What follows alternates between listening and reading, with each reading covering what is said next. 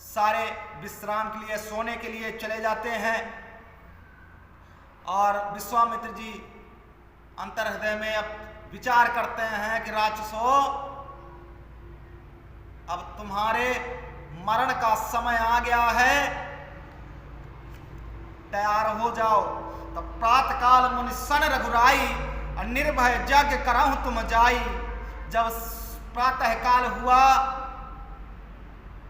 सभी ने अपने अपने प्रातः काल की क्रिया करी, और प्रभु ने गुरु के चरणों में प्रणाम करके गुरु से कहते हैं कि हे मुनि, आप सभी लोग जाकर निडर होकर हवन यज्ञ करिए।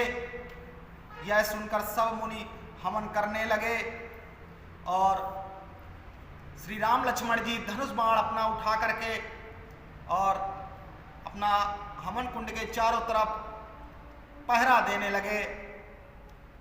सुनि मारे च निशाचर क्रोही, लय सहाय धावा मुनि द्रोही।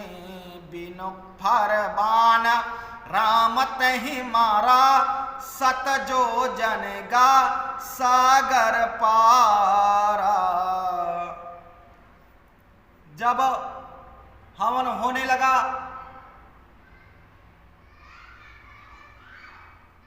मंत्रों के उच्चारण होने लगे, तब मंत्रों के उच्चारण की आवाज मारीच और सुबाह के कानों में पड़ी। जब उनके कानों में ये पड़ी, तब उनने कहा कि है इन मुनियों का फिर साहस, इतनी प्रताड़ना के बावजूद भी ये हवन कर रहे हैं। तो दोनों दौड़ पड़े।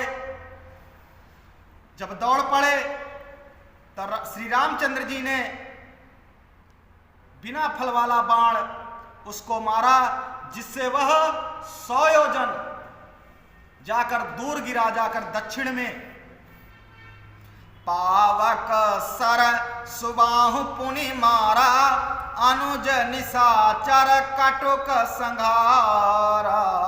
मारे असुरा द्विज निर्भय कारे, स्तुति करहि देव मुनि झारे। फिर सुबाहु को अग्निबाण मारते हैं, और इधर छोटे भाई लक्ष्मण जी ने उनके साथ जो सेना आई हुई थी राक्षसों की, उन सभी का संहार कर डालते हैं। इस प्रकार श्री रामचंद्र जी ने राक्षसों को मारकर उन ब्राह्मणों को निर्भय कर दिया, निडर कर दिया। तब सारे देवता और मुनि प्रभु की स्तुति करने लगे। ताहा पोनी का चुका दिवस रघुराया, रहे की नबी प्रण पर दाया। भगति है तो बहु कथा पुराना, कहे विप्र यद्यपि प्रभु जाना। श्री रामचंद्र जी वहां रुककर कुछ दिन और ब्राह्मणों पर दया करते हैं। भक्ति के कारण ब्राह्मण उन्हें पुराणों की बहुत सी कथाएं सुनाते हैं। यद्यपि प्रभु सब जानते हैं, फिर भी वो लीला कर रहे हैं। तब मोनि सादर कहा बुझाई, चरित एक प्रभु देखिया जाए। धनुष जाज्ञा सोनि रघुकुल नाथा, हरसी चले मुनिवर के साथ। इसके उपरांत मुनि विश्वामित्र जी, क्योंकि जिस कारण से लाए थे और वो सारी कड़ियां उन्हें जोड़नी थी, तब आदर पूर्वक समझाते हैं कि हे प्रभु, चलकर एक चरित्र देखिए। रघुकुल के स्वामी श्री रामचंद्र जी धनुष यज्ञ की बात सुनकर